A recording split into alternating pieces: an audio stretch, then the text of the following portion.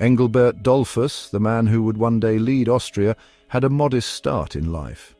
He was born on October 4, 1892, in the small village of Texing, nestled in the picturesque Lower Austria. His mother, Josepha Dollfuß, was an unmarried peasant woman. His father, Joseph Wenninger, was absent from his life. This humble beginning, far from the corridors of power, would shape Dollfuß's character and worldview. Growing up in rural Austria, Dollfuß experienced the hardships of peasant life firsthand. He understood the importance of hard work, faith, and community. These values, instilled in him from a young age, would later influence his political outlook and policies. Despite his illegitimate birth, which carried a social stigma at the time, Dollfuß was raised with love and care. His mother's marriage to Leopold Schmutz, a kind and hard-working farmer, provided Dollfuß with a stable family environment. Schmutz became a loving stepfather, and Dollfuß grew up surrounded by the rolling hills and farmland of Lower Austria. This idyllic setting, however, could not shield him from the realities of a rapidly changing world. As he grew older, Dollfuß excelled in his studies, showing a sharp mind and a thirst for knowledge. He attended the local school in Kernberg, where his teachers recognized his intelligence and potential. His humble beginnings and strong work ethic instilled in him a deep sense of ambition and a desire to make a difference in the world. Little did he know that his path would lead him to the highest office in the land. Dollfuß's early education instilled in him a strong sense of patriotism and a deep love for his homeland. He witnessed firsthand the social and economic inequalities that plagued Austria in the early 20th century, fueling his desire to serve his country and improve the lives of his fellow citizens. After completing his primary education, Dollfuß continued his studies at the Hollabrunn Gymnasium, a prestigious secondary school. It was during this time that his academic talents truly blossomed.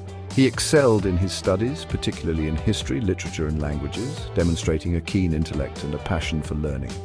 Following his graduation from the gymnasium, Dollfuß decided to pursue a career in the priesthood.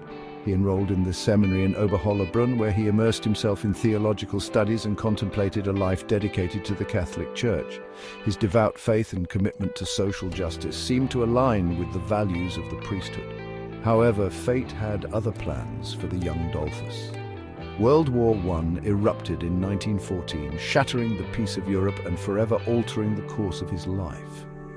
Driven by a profound sense of duty and patriotism, Dollfuß put his theological studies on hold and volunteered to serve in the Austro-Hungarian army.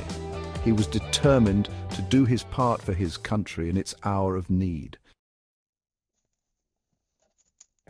The horrors of World War I left an indelible mark on Dollfuß, shaping his worldview and deepening his commitment to his homeland. He served with distinction on the Italian front, earning 8 bravery medals for his courage and leadership under fire. He experienced the brutality of war firsthand, witnessing the loss of countless comrades and the devastation it wrought on the land and its people. Following the war's end and Austria's defeat, Dollfuß returned home a changed man. The Austro-Hungarian Empire, once a mighty power, lay in ruins, and Austria itself was reduced to a shadow of its former self. The country faced economic turmoil, political instability, and social unrest.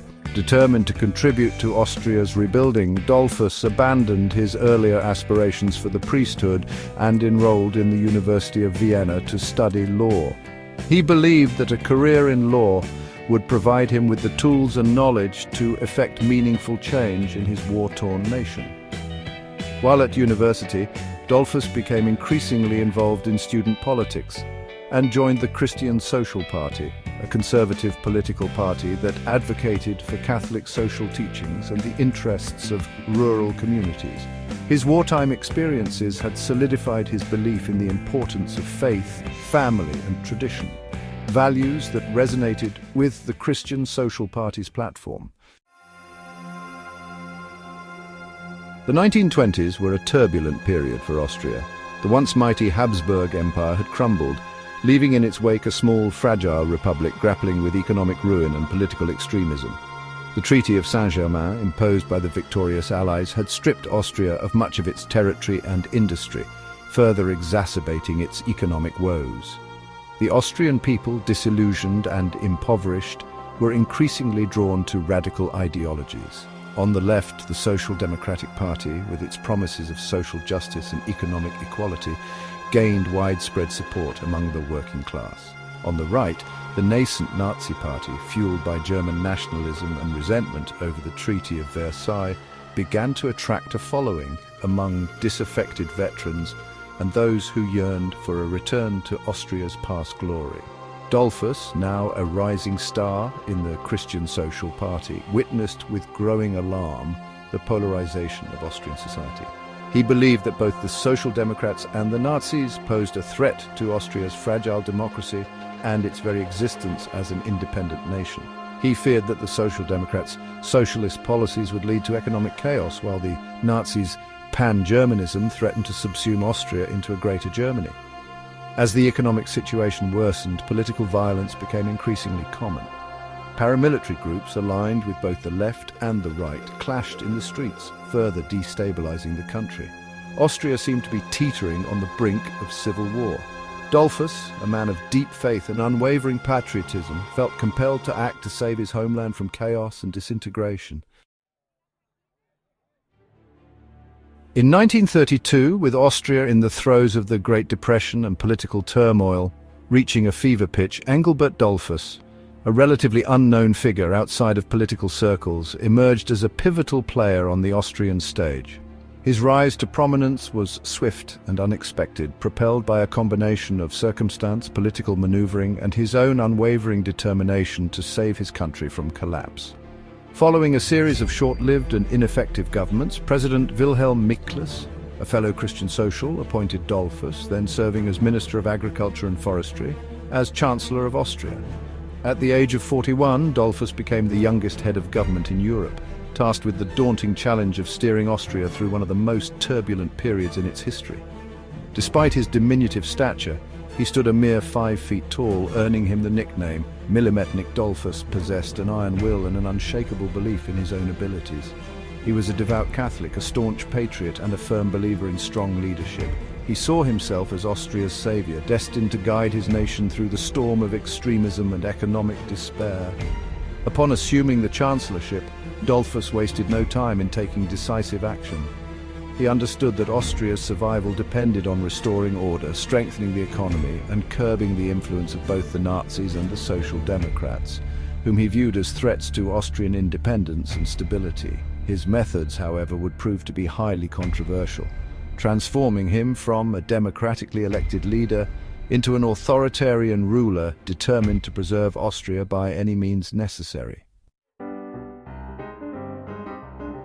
As the political landscape in Europe grew darker, Dollfuß found himself increasingly drawn to authoritarian measures.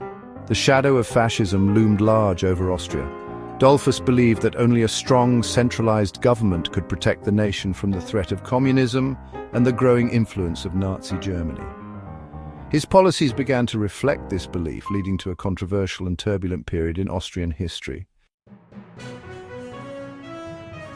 On July 25, 1934, the Nazi coup attempt, known as the July Putsch, shook Austria to its core.